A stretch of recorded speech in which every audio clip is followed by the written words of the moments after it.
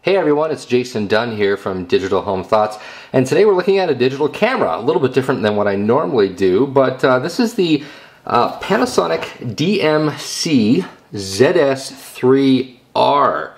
Panasonic wins absolutely no points for how they name their products, but they do win points for making really great cameras. So I had a previous version of this camera. It was the DMC ZS3.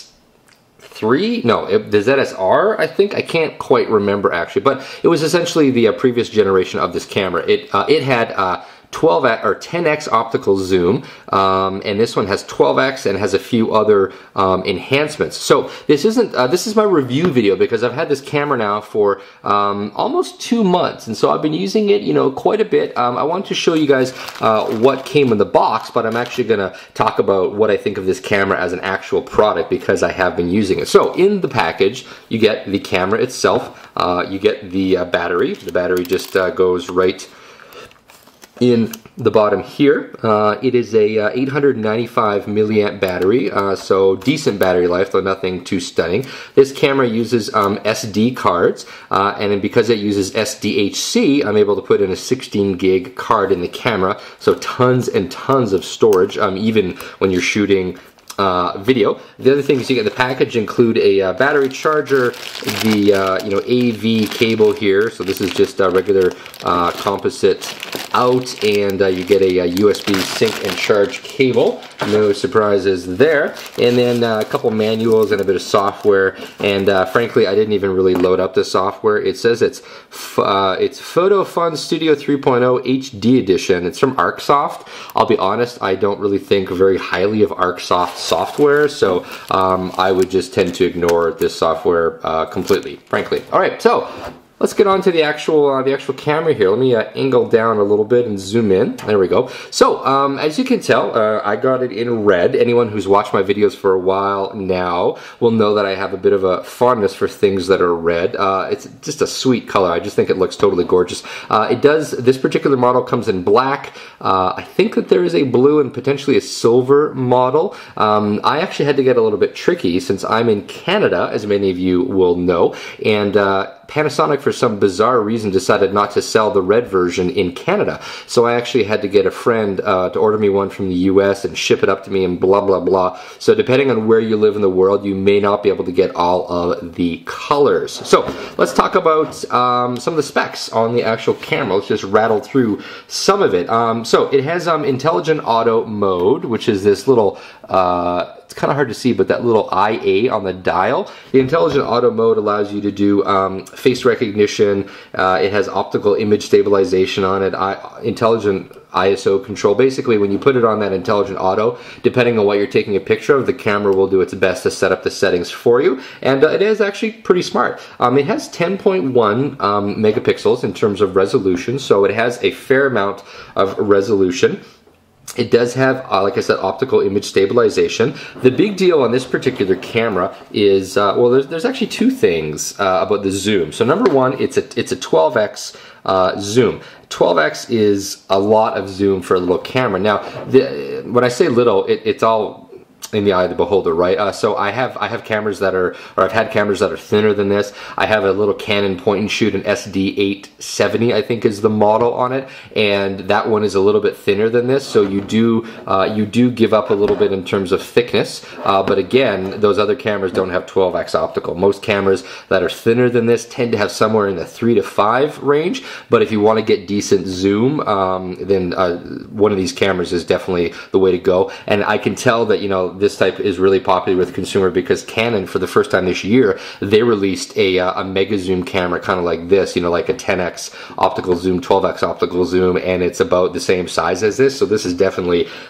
hitting a nice tone with consumers. Now the other nice thing is the focal length. So this is a 25, it's the equivalent of a 25 millimeter all the way up to 300. And the reason why the 25 millimeter is quite important because it means it's quite wide angle. A lot of point and shoot lenses, they're up in the like 30 millimeter range. Some of them are 32. Some occasionally are 28, but 25 is a pretty big deal. Now, those numbers sound, I mean, 25 and 28 sound close together, but trust me, the lower the number, the better if you're trying to take pictures close up. Now, there are some, distortion issues that you have to deal with if you're taking photos of people that, that they're on the edge of the frame, and if you zoom out and you're fully at wide angle, they will actually be distorted and pulled in a direction. It looks kind of weird, but at any rate, it is good. I think it's really good to have a nice wide angle lens on a camera, so good job for Panasonic on that. Now,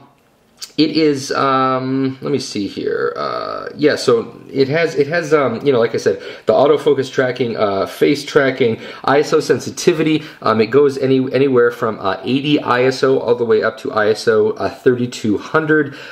There's an auto mode that actually pushes it all the way up to ISO 6400. Reality check, okay? This is a point-and-shoot camera. It has a small sensor, it's physically tiny, and that means that there's quite a bit of noise. Now, there are some people that think that this camera is fantastic in low light. It's pretty good for a point-and-shoot camera, but anyone who's used a digital SLR, you really know what low light performance is all about. And while I do think this camera takes quite good pictures, in low light, it is better than most point-and-shoot cameras, but frankly, it's still not all that great. If you have a photo that's been taken without a flash and the camera's pushing all the way up to ISO 3200, it's going to be one ugly picture. You're going to have a lot of noise and whatnot in the picture. So definitely one of these, a camera like this, you want to be able to use it use the flash whenever possible. If you are shooting without the flash, you definitely need to have a reasonable amount of light in the image. Now, let's take a look at, let me see if there's any other important specs.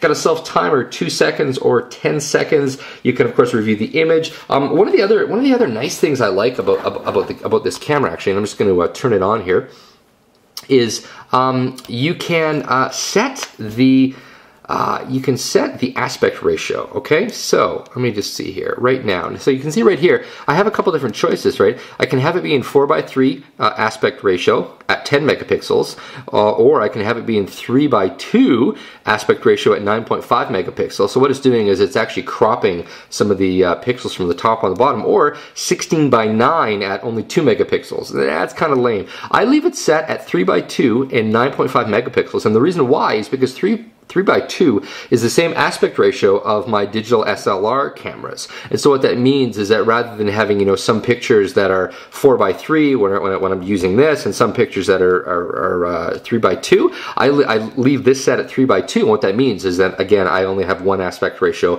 for my pictures, which I definitely like. Panasonic's menu system is pretty good. This is the menu system when it's in the intelligent auto mode. Like, you can change the picture size, you can change the burst mode, so if you want to take bursts. You can also change the color mode, although this is standard black and white and sepia. You never want to do on-camera conversions of pictures, or shoot a picture that's only in black and white. You shoot everything in color, do your black and white or your sepia changes in post-production after you have shot the picture.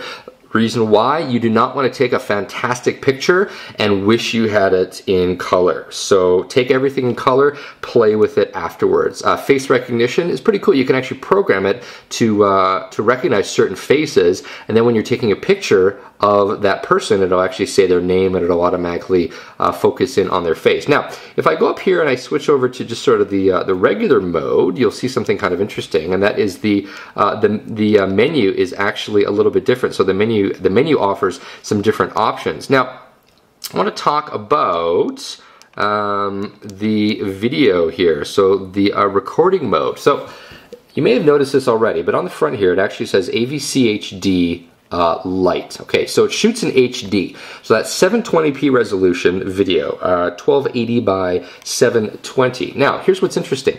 AVCHD Lite, so this is an MPEG 4 version of a video file. And you can also shoot in motion JPEG. So you can see here, AVCHD Lite, it's best for playing on TV in HD. Motion JPEG is best for email and playing on a PC. Now here's what's kind of interesting.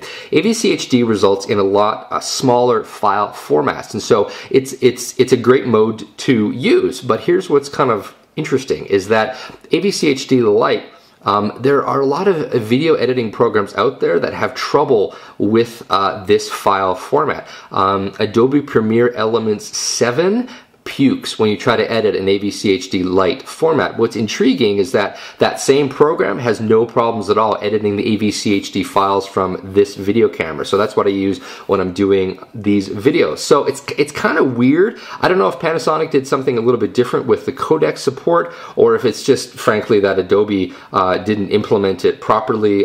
They just released version 8 of that software like today or yesterday, and so hopefully they've addressed this problem. Now you can record in motion JPEG. It's going to result in larger files, but those files are going to be easily editable on any PC with the appropriate software. So yeah, that's something that is good to know. You can control the exposure, you know, the intelligent exposure. You can change the white balance. You can do a lot of things that you would normally do on a camera of this type. Now, this is not the camera for you if you want to have a ton of manual controls.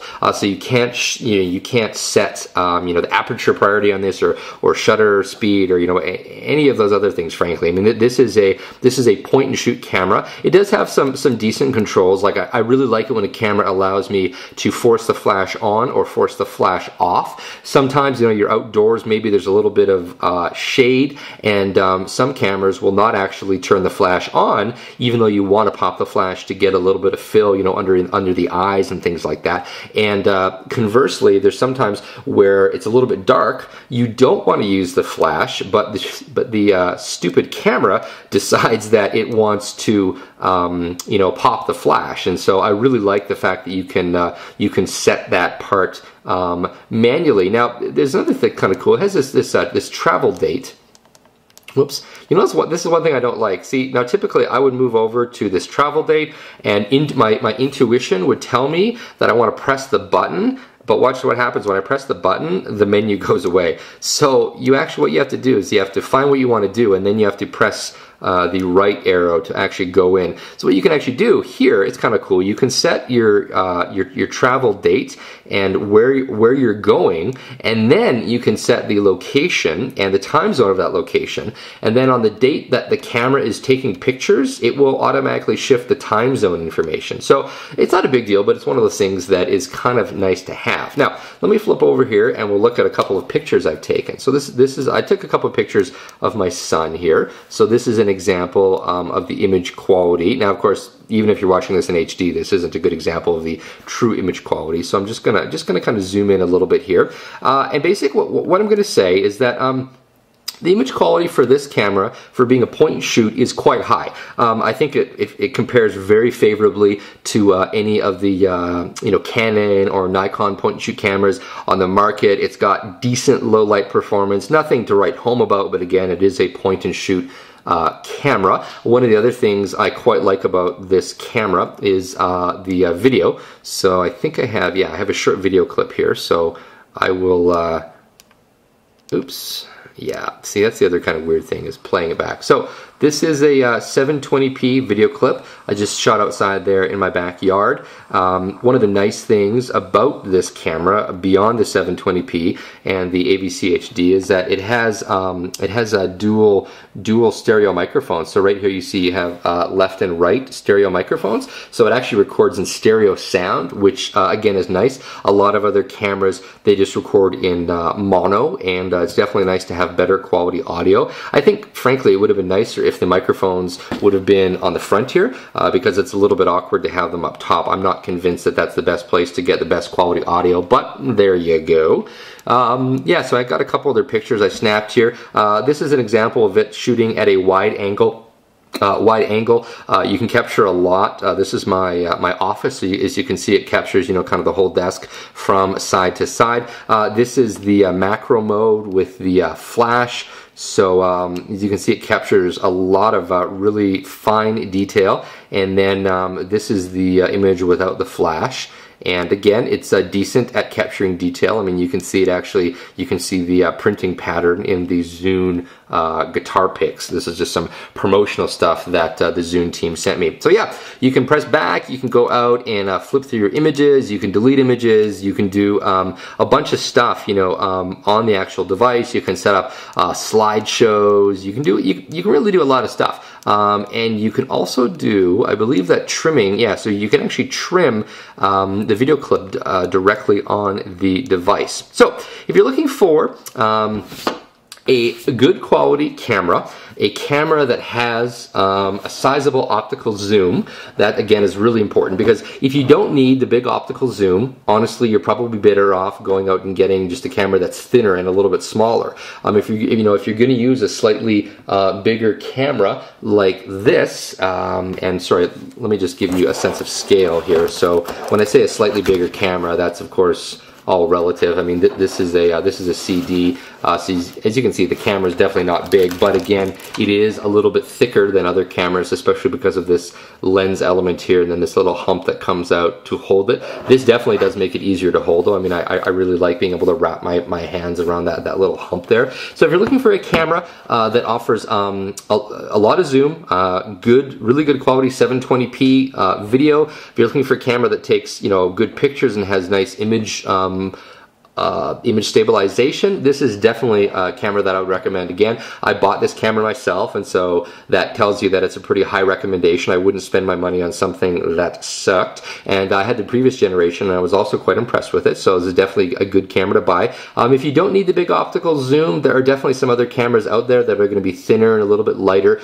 that you can certainly get by with, but I would definitely give this product my recommendation, and I think it's a really good camera, and I'm happy that I bought it. So this has been Jason Dunn from Digital Home Thoughts. Thanks for watching. Please rate the video, post a comment, and subscribe to our channel. Thanks a lot.